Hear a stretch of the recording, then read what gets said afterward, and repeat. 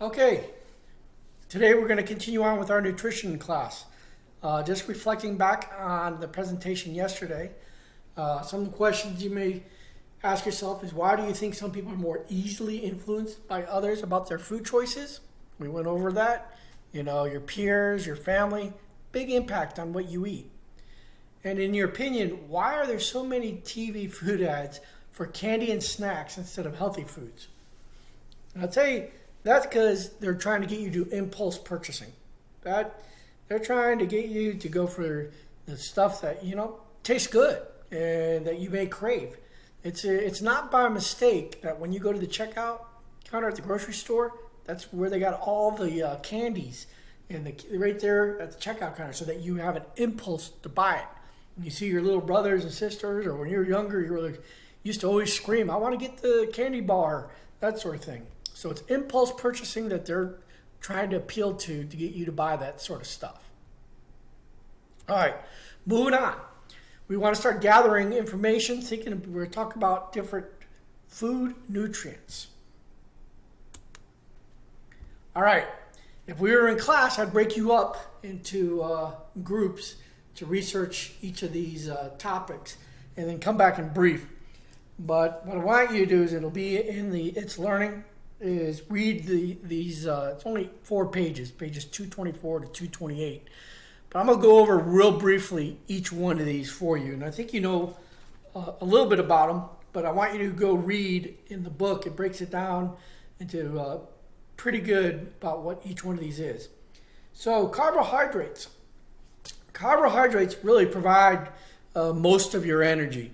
And there are 2 types of carbohydrates. There's simple carbohydrates and complex carbohydrates. Your simple carbohydrates are really more your sugars that you're gonna straight up sugars that you can find in your juices and sodas and sugar added to foods and that sort of stuff. Your body, they're called simple because your body is able to break them down rather quickly and convert them into calories and energy. So that's what they're simple. The complex carbohydrates are your starches and your whole grains and vegetables, and they break down more slower. It takes your body a little longer to break them down and convert them into energy. And typically, your complex carbohydrates are better for sustained energy because you're going to be able to, your body is breaking them down and converting it to energy, and you can go longer. Where simple, your body quickly converts it over. And the problem with simple carbohydrates is if you have too much of the calories there, your body just converts those calories into fat and stores it. So when it comes to carbohydrates, you want to get about 45 to 65% of your daily calories from carbohydrates. And it's better that they be the complex and not the simple. All right, proteins. Proteins are the nutrients your body uses to build, repair, and maintain your cells and tissues. So that's why, when you're trying to put on muscle, guys talk about wanting to work out and put some muscle on, you got to have the proteins. That's going to build your muscles up. And a lot of them, your proteins, are going to come from, your meats, your eggs, your poultries, milk and cheese, the animal-based foods. You get a lot of, and fish, you'll get your proteins from that. And also you can get them from plant-based foods like your soybeans, nuts, beans, those sort of things. But you got to understand that your proteins provide your body essential amino acids. And those, like I said, those amino acids are helping to build your body up. And your body can't produce all the essential amino acids, so you got to get them from the proteins. So if you're not eating, if you're a vegetarian, you don't get all the essential amino acids. You get them from your meats, your animal based. But if you eat a variety of vegetables, and mix it up, you can combine them all to get your essential amino acids. Okay, fats. Fats also provide energy, but they also serve some other functions. They can carry vitamins to promote healthy skin and growth. But fatty foods can be very high in calories. So you gotta be careful because if you're eating a lot of fatty foods, your body's converting those to calories. And if you're not expending those calories and not using that energy, then it's gonna convert it right back to fat in your body to store it. So you gotta be careful. There's two types of fats. You got your saturated fats and your unsaturated fats. The easy way to remember what's the difference between saturated and unsaturated: saturated fats are solid at room temperature. And those are going to be, mainly from your animal-based products, your cheese, your meats, and that sort of thing. Too much saturated fat can lead to heart disease. So you got to be careful about your saturated fats. Unsaturated fats, like we say, they're liquid at room temperature, more commonly from your plant sources. That's like your vegetable oils, your nuts, your olives, avocados. All those provide unsaturated fats. Unsaturated fats can lower your cholesterol levels and are considered healthier. Okay? So, considered healthier, we'll talk here a little bit about cholesterol and how that affects your body. All right, vitamins. The vitamins help regulate your body functions. Vitamins do not provide any energy to your body. So they can keep your immune system in top shape. And, with everything that's going on right now, I think you want to make sure that your immune system is in top shape, getting those essential vitamins. Your body can't produce them all, so we need to get vitamins from our food sources. All right, so your vitamin A's and C's and all that sort of thing. The next one down there is minerals. The minerals help, like your bones and your teeth and regulating certain body functions. For instance, you need iron to produce your red blood cells. If you're low on iron, not going to produce those red blood cells, can get you ill. Your calcium, like we said, commonly for strong bones and teeth. Potassium, another one, helps with your maintaining your heart rates. So you got to get those minerals into your body, and you're going to get them from foods. And last but not least, there is water. And as you know, water is vital to our life and health. It's probably the most important nutrient on the list there. It's vital. It makes up for over half your body. And it serves many important functions. Transports nutrients. It can regulate the body temperature. A lot of different things. If you go low on water, you can get your body into trouble. So it's always critical that you stay hydrated. All right, but like I said, that was a real quick overview of those items. I want you to go back and read in the book, and I'll have that link in It's Learning to talk about those.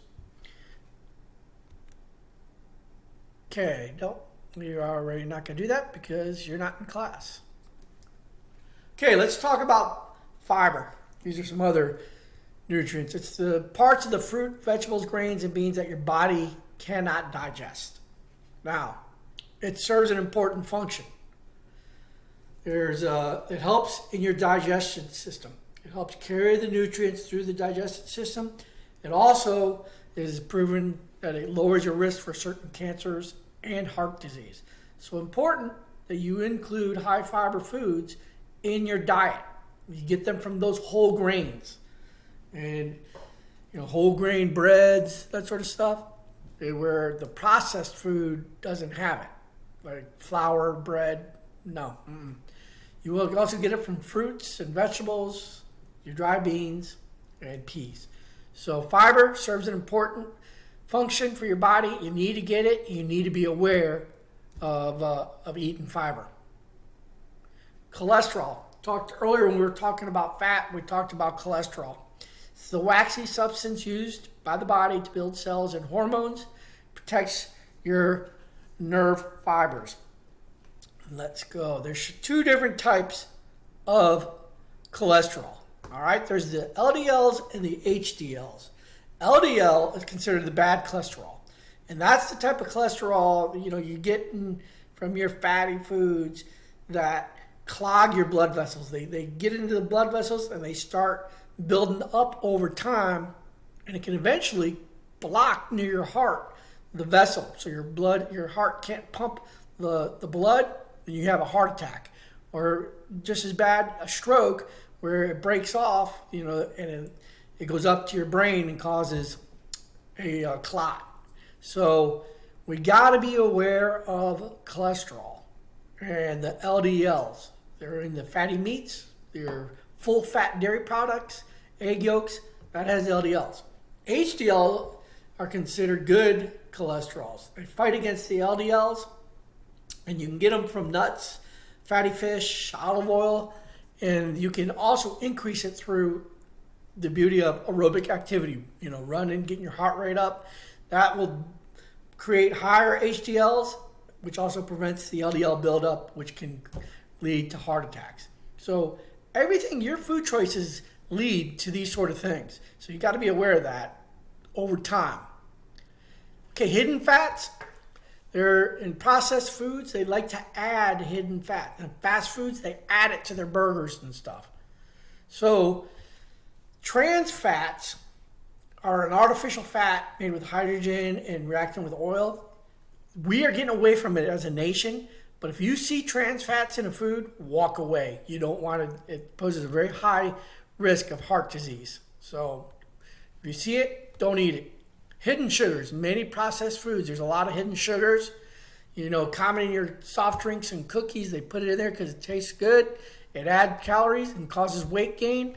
And there's also different words in there. Corn sweetener, that's a lot of sugar. Corn syrup solids, high fructose corn syrup, all those are pure sugars. You don't want them. Try to stay away from sodium. Helps control the balance of fluids in the body. A lot of processed foods can put sodium in there. It's added in large amounts. Too much sodium can cause high blood pressure, and also like if you eat a lot of salt, sodium, it looks like your hands may swell and it's hard for you to get your rings off. You need to be aware of the sodium you're putting in your body. Caffeine stimulates the nervous system, and you can eat those energy drinks thinking you're getting energy from them, but what they do, they just briefly bring you up and then you crash when you drink more of it. So caffeine, you got to be aware, it stimulates the nervous system and the heart rate, and also increases your appetite. Okay, where do nutritionists recommend 45 to 65% of your daily calories come from? We went over that. Look at it. And we said that should come from your carbohydrates. And of course, we like the complex carbohydrates more. Which type of fats are found mostly in animal and dairy products, such as red meat, butter, cheese, and whole milk? Okay, we talked about the different ones. Unsaturated, saturated, trans, amino acids. That's your saturated fats. Said unsaturated is typically better. Which type of fats come mainly from plant sources like vegetable oils, nuts, avocados, and olives? And that was our unsaturated fats. Like I said, those are the ones that are liquid at room temperature. What makes up over half your body and serves many important functions? I think you all should know this one, and that's water. Vitamin A promotes healthy skin and normal vision. What's a good source of this vitamin? And if you know, we didn't go over that, but it's the dark green leafy vegetables. What mineral is needed to build strong bones and teeth? Calcium. What type of fat possesses a higher risk of heart disease? We talked about the different fats. The bad one was those trans fats. Avoid those. Which nutrient helps control the balance of fluids in the body? Went over that, and that was sodium. Okay, we got about 25 seconds. Go in there, read about your labeling. It's listed in the most used ingredient. This thing has milled corn and then sugar. It's probably a cereal. You might think it's healthy, but it's got a lot of sugar in there. Also, it'll tell you about serving size, calories. Learn to read your labels. And this one here, Well, we'll just end